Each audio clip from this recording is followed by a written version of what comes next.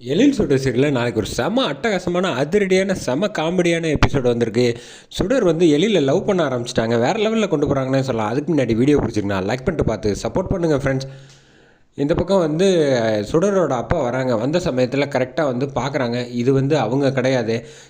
இந்த தடவை நம்ம ஏமாந்து போயிட்டோமே அப்படின்னு சொல்கிறப்ப பக்கத்து பெட்டில் இருக்கிற அவங்க வந்து கரெக்டாக சுடர் அப்பாவை பார்த்து கையை தூக்குறாங்க. தூக்குறப்ப மனகுரியோட அந்த ஆள் வந்து கையை வந்து அமுக்கி விட்டுறாங்க. அமுக்கி விட்டோன்னே திரும்பி பார்க்குறாரு. பார்த்தா அந்த பக்கம் கண்ணை மூடிட்டு இவங்க தூங்கிட்டு இருக்க வந்து சரியாக கவனிக்காதனால அங்கேருந்து கிளம்பி போயிடுறாங்க.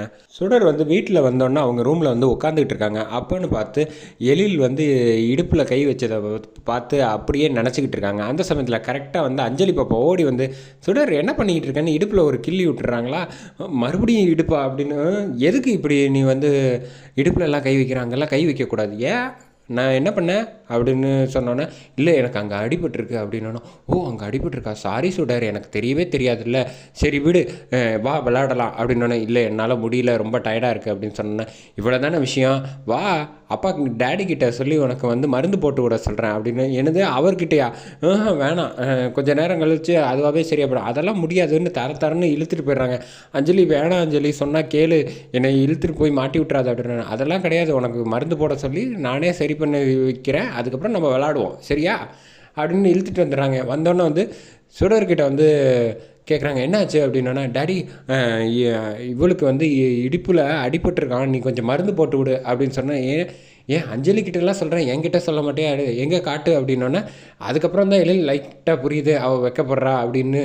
சரின்ட்டு வந்து தள்ளி நின்று பார்க்குறாங்க. கிட்டக்க பரவாயில்ல காட்டு, நான் வந்து பார்த்து மருந்து போட்டு விட்றேன் அப்படின்னு கிட்டக்க வராங்க. வந்தோடனே ஸ்லிப் ஆகுறாங்க. ஸ்லிப் ஆனோன்னே கையை பிடிக்கிறாப்புல, கையை பிடிச்சி வந்து ரொமான்டிக்காக ஒரு சாங் ஒன்று ப்ளே பண்ணுறாங்க. போட்டு முடித்தோடனே சரின்ட்டு டக்குன்னு வந்து விடுங்க சார், நான் எதுவாக இருந்தாலும் பார்த்துக்கலாம், அப்போ அடிபட்டு இருந்துச்சு, இப்போ கொஞ்சம் பரவாயில்ல நல்லா இருக்கேன் பாருங்கள் அப்படின்ட்டு வேகமாக இடுப்பெல்லாம் சுற்றி பார்க்குறாங்க. ஓ அப்போ சரியாயிடுச்சா, அஞ்சலி பாப்பா வந்து வா விளையாடலாம் அப்படின்னோடனே, இவ வேற போட்டு வந்து கரெக்டாக இம்சை பண்ணி மாட்டி விட்றாளே அப்படின்னு சொல்லிட்டு சரின்ட்டு அதெல்லாம் அவள் டயர்டாக இருக்கா நாளைக்கு பார்த்துக்கலாம் அப்படின்னு சொல்லிட்டு போய் படுத்து தூங்கலான்ட்டு தூங்குறாங்க. தூங்க போகிற நேரத்தில் கனவுல வந்து கரெக்டாக வந்து இது வரைக்கும் ஃபேஸ் வராமல் இருந்துச்சு. இப்போ மெட்டி போடுறப்போ வந்து எழிலோட ஃபேஸ் வந்து மாலையும் கழுத்துமா ரெண்டு பேரும் இருக்கிறது வந்து தெரியுது. டக்குன்னு எந்திரிக்கிறாங்க. என்ன இது இப்படிலாம் கனவு இது, எழில் சாரை நான் இப்படிலாம் நினைக்கக்கூடாது, ஏன் தான் நடக்குதுன்னே புரியலையே அப்படின்னு சொல்லிட்டு மறுபடி படுக்கிறாங்க. திரும்பி புரண்டு போட்டு படுக்கிறப்ப கனவு வந்துக்கிட்டே இருக்குது கல்யாணம் ஆகிற மாதிரியே. அடுத்த நாள் காலையில் எந்திரிக்கிறாங்க. எந்திரிச்சு முடிச்சுட்டு ஃபேஸ் வாஷ் பண்ணிட்டு பார்த்தா கண்ணாடியில் வந்து மாலையும் கழுத்துமா வந்து மனக்கோலத்தில் இருக்காங்க. மறுபடியும் என்னடா இது காலையில் ஏஞ்சோடனே கண்டினியூ ஆகுதே அப்படின்னு சொல்லிட்டு கீழே வந்து கரெக்டாக வந்து நடந்து வராங்க. சுடர்னு கூப்பிட்றாங்க. கூப்பிட்டோன்னே வந்து திரும்பி பார்த்தா எழில் வந்து காஃபி வேணும்னு கேட்குறாங்க. ஆனால் இவங்க கண்ணுக்கு வந்து மல்லிகைப்பூ கையில் வந்து சுற்றிட்டு சுடர் காஃபி வேணும் எடுத்துகிட்டு வாமா அப்படின்னு சொல்கிறாங்க. உடனே வந்து சுடர் வந்து அப்படியே திருத்துன்னு கிட்டக்க வரமாட்டேன் அப்படின்னு யோசிச்சுக்கிட்டு இருக்கப்ப அது அவங்களோட கனவு. சரி அப்படின்னு சொல்லிட்டு, என்ன நான் காஃபி கேட்டுக்கிட்டு இருக்கேன், நீ என்ன தர முடியாதுன்னு சொல்லிட்டு இருக்க, போய் எடுத்துகிட்டு வா அப்படின்னா, ஓ கனவா சரி என்ன கண்டினியூ ஆகுது அப்படின்னு சொல்லிட்டு காஃபி எடுத்துகிட்டு வந்து கொடுக்கலான்ட்டு கிட்டக்க வராங்க. சுடர் காஃபி வந்து ரொம்ப சூப்பராக இருக்குது, டேஸ்ட்டாக இருக்குது அப்படின்னு சொல்லிட்டு மல்லிகைப்பூ வச்சுட்டு லைட்டாக கண்ணடிக்கிறாங்க. அதை பார்த்தோன்னே வேண்டாம் அப்படின்னோடனே, என்ன வேண்டாங்கிற, போய் வந்து மோட்டரை போட்டு விடு அப்படின்னு சொல்கிறாங்க. இல்லை நான் போட மாட்டேன். என்னது போட மாட்டேயா அப்படின்னோடனே அப்புறம் தான் தெரியுது மல்லிகைப்பூவிலேருந்து நார்மல் ஆகுறாங்க.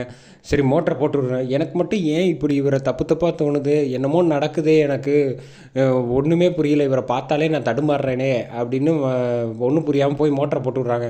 போட்டு முடிச்சுட்டு வந்ததுக்கு அப்புறமேட்டுக்கு இந்த பக்கம் வந்து எழில் வந்து மல்லிகைப்பூ எடுத்துகிட்டு வந்து கொடுக்குறாங்க. உடனே வந்து சுடர் வாங்க மாட்டேன் எனக்கு வேண்டாம் அப்படின்னோடனே, யார் உனக்கு கொடுத்தா மல்லிகைப்பூ வாங்கி, நான் சாமிக்கு போட சொல்லி உன்னை கொடுத்தா நீ வந்து இப்படி பண்ணிக்கிட்டு இருக்கியா, நீ போட்டா போடு போடாட்டி போ அப்படின்னு எழில் வந்து கையில் கொடுத்துட்றாங்க. சுடர்கிட்ட கொடுத்துட்டு போனோன்னே உள்ளே போய் வந்து தனியாக போர்வையை போத்திட்டு உட்காந்துட்டு இருக்காங்க. உட்காந்துட்டு இருக்கப்போ வந்து மறுபடியும் சுடர் அப்படின்னா, ஐயோ இவர் பார்க்கக்கூடாதுன்னு தான் வந்து போர்வையோடு உட்காந்துருக்கேன் சுற்றி, மறுபடியும் கூப்பிட்றாரு என்ன சார் அப்படின்னா கண்ணை மூடிக்கிட்டே வராங்க. கண்ணை திறந்து முதல்ல பாரு, கண்ணை திறந்துக்கிட்டு பேசினாலே உனக்கு புரியாது அப்படின்னு. நான் கார் சாவி மறைஞ்சிட்டேன் போய் எடுத்துகிட்டு அப்படின்னா, இந்த உடனே போகிறேன் சார். அப்பாடா கனவு போயிடுச்சு, நார்மலாக இருக்கார், மல்லிகைப்பூவோட கையில் சுற்றிக்கிட்டு இல்லை அப்படின்னு சொல்லிட்டு மேலே போய் வேக வேகமாக எடுத்துகிட்டு வராங்க. வந்து பார்த்தா இங்கே கார்கிட்ட கூலிங் கிளாஸோடு வந்து செம மாதம் வந்து ரொமான்டிக்காக பார்த்துக்கிட்டு இருக்காங்க. சாவியை கொடுக்க சொன்னால் கீழே பொத்துன்னு கீழே போட்டுறாங்க. போட்டதுக்கப்புறம் எடுத்து கீழே குனிஞ்சு எடுத்து கொடுக்குறாங்க. உனக்கு என்னமோ ஆயிடுச்சு, நான் அவங்க வேலைக்கு போகிறேன் அதுக்கப்புறமேட்டுக்கு வந்து பார்க்குறேன் அப்படிங்கிறப்ப, இல்லை 2-3 நாளாகவே அவள் இப்படி தான் இருக்கா அப்படின்னு ராமையாவும் போட்டு விட்டோன்னே, சரி வந்து காலையில் பார்த்துக்கலாம் அப்படின்னு அடுத்த நாள் பார்த்துக்கலான்ட்டு கார் எடுத்துகிட்டு போயிடுறாங்க. அது கரெக்டாக போய் இந்துவை பார்த்துட்டு வந்து சுடர் சொல்கிறாங்க, எனக்கு கனவு வந்துச்சு கல்யாணம் ஆகிற மாதிரி அப்படின்னோன்னே, அப்படியா இந்த வயசில் அதெல்லாம் வர்றது சகஜம்தான், மாப்பிள்ளை ஃபேஸ் தெரிஞ்சா அப்படின்னோன்னே, ஏன்னா அவரோட ஃபேஸு எழில் சார் ஃபேஸ் தெரிஞ்சிச்சுன்னா சம்மந்தம் இல்லாமல் பிரச்சனை தான் வரும், இப்போதைக்கு வந்து சொல்லுவோம் அப்படின்னு இல்லை அப்படின்னோன்னே, அப்படின்னா அந்த கனவு பலிக்காது, ஒருவேளை மாப்பிள்ளை கண்ணு ஃபேஸ் எல்லாம் தெரிஞ்சுன்னா நிச்சயமாக அவர் கூட தான் உனக்கு கல்யாணங்கிறாங்க. அப்படிலாம் இருக்காது அப்படின்னோன்னே, உனக்கு தான் மாப்பிள்ளை வந்து கண்ணுக்கு தெரியலல்ல, அப்புறம் என்ன யோசிச்சுட்டு இருக்க அப்படின்னோன்னே, அப்புறம் சரி போ கிளம்பி போகலாம் அப்படின்னு சொல்லிட்டு வீட்டுக்கு வந்துடுறாங்க. அந்த சமயத்தில் கரெக்டாக மனோகரிக்கு வந்து இன்விடேஷன் வருது. இன்விடேஷன் வந்தோடனே சந்தோஷமாக வந்து பிரித்து பார்க்குறாங்க. பிரித்து பார்த்தா கரெக்டாக எழில் பக்கத்தில் வந்து சுடரோட ஃபோட்டோ இருக்கிறத பார்த்தோன்னா அந்த இன்விடேஷனை கசக்கி வந்து கீழே தூக்கி போட்டு கத்துறாங்க. அதோட எபிசோடை சூப்பராக முடிக்கிறாங்க.